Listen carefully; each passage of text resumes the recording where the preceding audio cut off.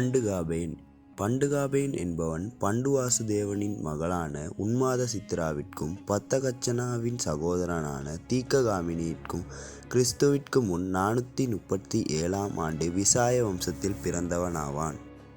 பண்டுகாபேன் பற்றிய விபரத்தை அறிவதற்கு முன் இலங்கையில் ஆரிய வம்சத்தின் வருகை, அதன் மூலம் ஏற்பட்ட விளைவு என்பவற்றை முன்னைய காணொளியில் எமது யூடியூப் சேனலின் மூலம் பதிவு செய்துள்ளோம்.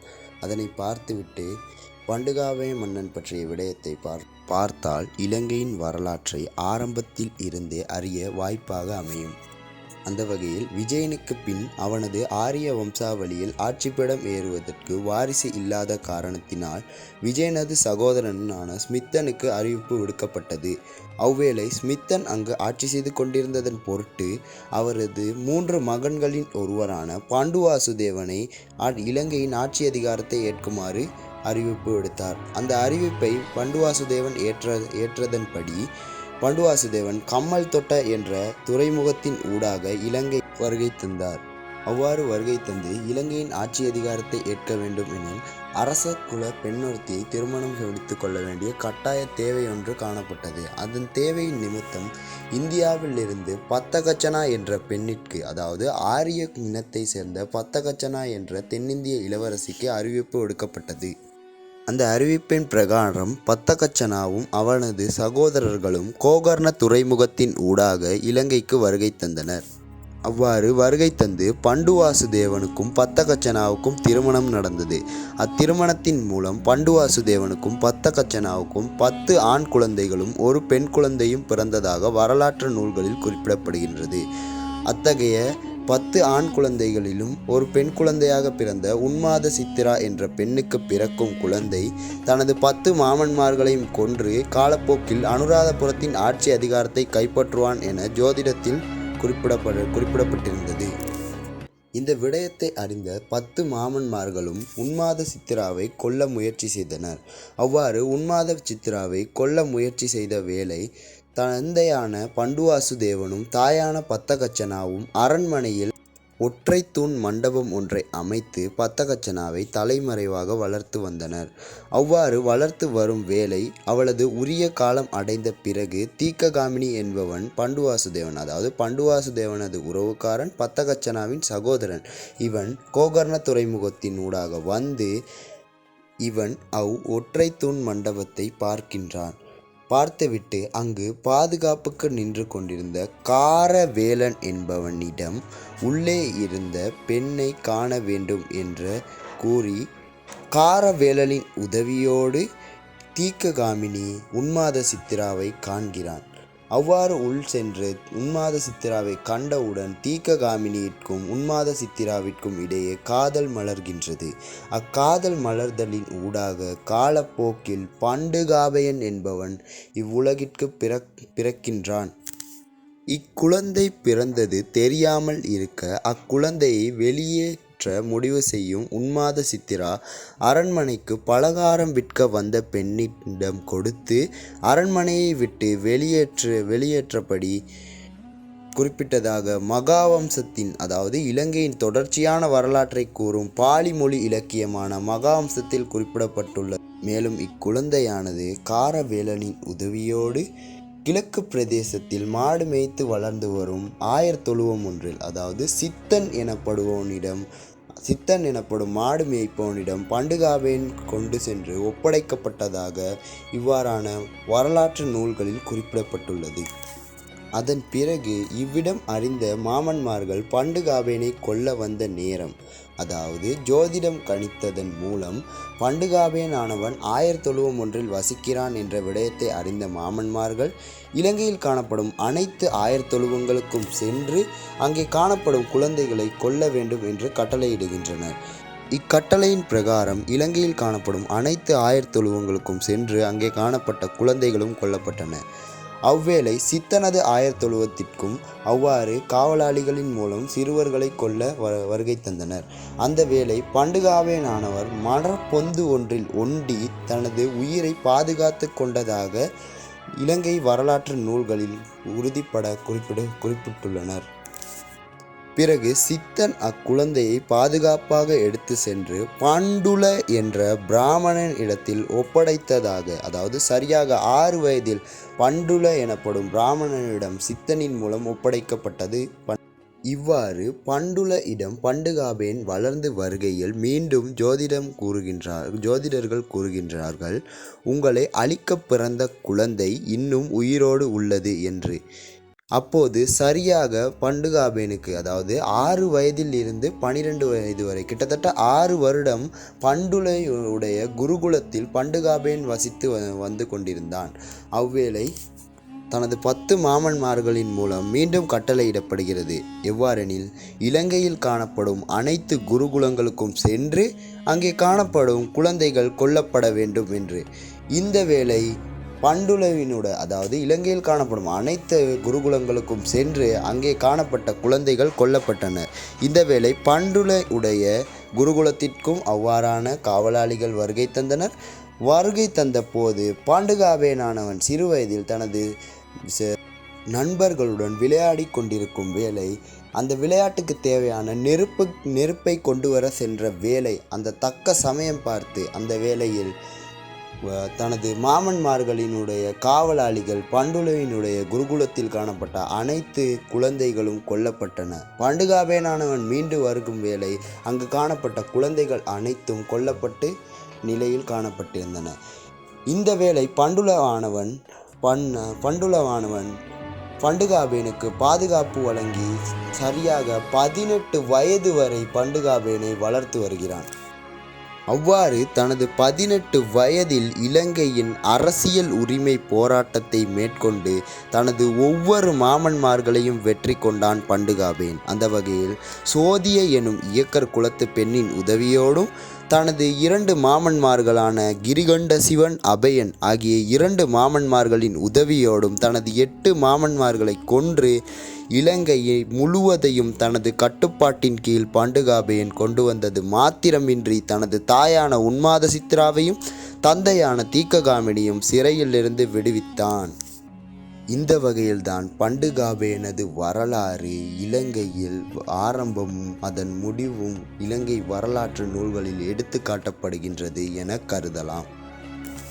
பண்டுகாபென் மன்னனாக பிரகடனப்படுத்தப்பட்டதற்கு பிறகு அனுராதபுரத்தில் அரசியல், பொருளாதாரம், சமயம், கலாசாரம் போன்றவற்றில் பாரிய வளர்ச்சி கண்டதாக மகாவம்சம் போன்ற பாலி மொழி இலக்கியங்களில் உறுதிப்படுத்தப்படுகின்றன.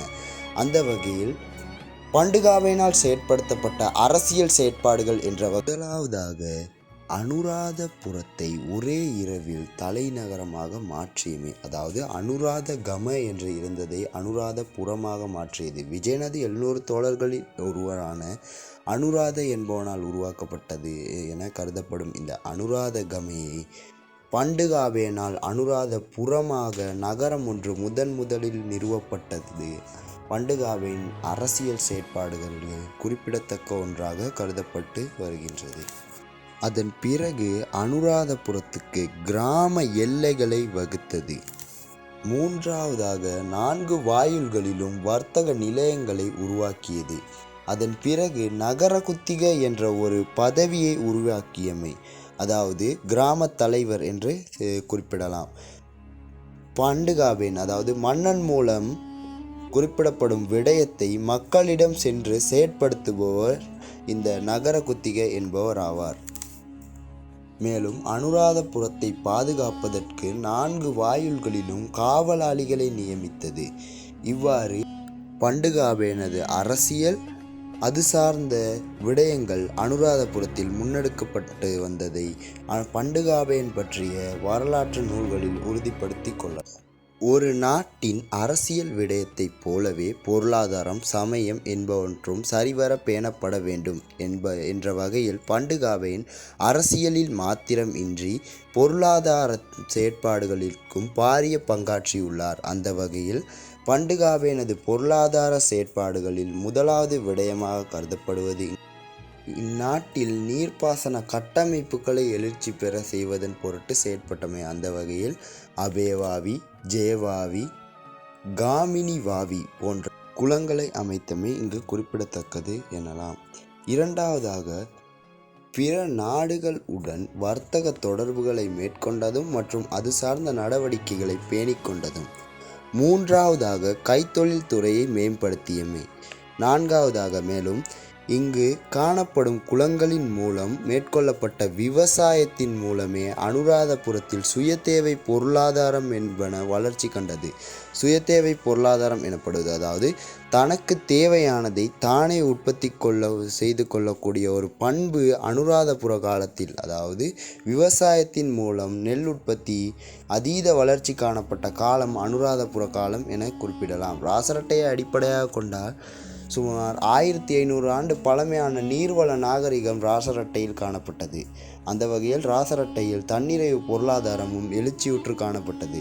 இதன் மூலம் தன்னிறைவு பொருளாதாரம், சுயதேவை பொருளாதாரம் எனப்படும் இவ்வாறான செயற்பாடுகள் அனுராதபுரத்தில் சிறப்பாக காணப்பட்டது என வரலாற்று நூல்கள் உறுதிப்பட குறிப்பிடுகின்றது. நான் ஏன் இங்கு வரலாற்று நூல்கள் என குறிப்பிடுகின்றேன் என்றால், அறிஞர் பாராக்ளிப்பின் கருத்துப்படி வரலாற்றை பொறுத்தவரையில் வரலாற்றை கற்கும் மாணவர்களாக இருக்கட்டும் அல்லது வரலாறை தேடும் நபர்களாக இருக்கட்டும், யாராக இருந்தாலும் வரலாறு என்பது கதையல்ல, அது கிடைக்கப்பெறும் சான்றாதாரங்களை அடிப்படையாக கொண்டு பெறக்கூடிய முடிவுகளே வரலாறு. அந்த வகையில் வரலாறுக்கு ஆதாரங்களை கொண்டால் மாத்திரமே அது வரலாறு, இல்லையெனில் அது நம்பத்தகா கதையாக குறிப்பிடப்படும் என்ற வகையில் தான் நான் வரலாற்றை குறிப்பிடும் அதேவேளை அதற்கான ஆதாரங்களையும் குறிப்பிட்டு கொண்டு செல்கிறேன். இவ்வாறு பண்டுகாபேனால் அரசியல், பொருளாதாரம் போன்ற செயற்பாடுகள் முன்னெடுத்து செல்லப்பட்ட அதேவேளை சமயம் சார்ந்த செயற்பாடுகளும் முன்னெடுத்து செல்லப்பட்டன. அந்த வகையில் பண்டுகாபேன் என்பவன் பாலி மொழி இலக்கியமான மகாவம்சத்தில் அவன் ஒரு சிங்களவன் என குறிப்பிடப்பட்டுள்ளது. அவை எந்த வகையிலும் உண்மை அல்ல என்று தற்காலத்தில் உள்ள அறிஞர்கள், அதாவது வரலாற்று ஆய்வாளர்கள் சிலர் விமர்சனத்திற்கு உள்ளாக்கியுள்ளனர். ஏனெனில் சில வரலாற்று நூல்களில் பண்டுகாபேனானவன் இந்து சமயத்தை பின்பற்றியதாகவும் அவன் தமிழனாக காணப்பட்டதாகவும் குறிப்பிடப்பட்டுள்ளது. அதற்கு தகுந்த ஆதாரங்களும் வெளிப்படுத்தப்பட்டுள்ளது. அந்த வகையில் பண்டுகாபேனது பெயரில் பண்டு எனப்படுவது பழைய எனும் பொருளாகவும் காபேன் எனப்படுவது சிவன் எனும் பொருளாகவும் குறிப்பிடப்படுகின்றது.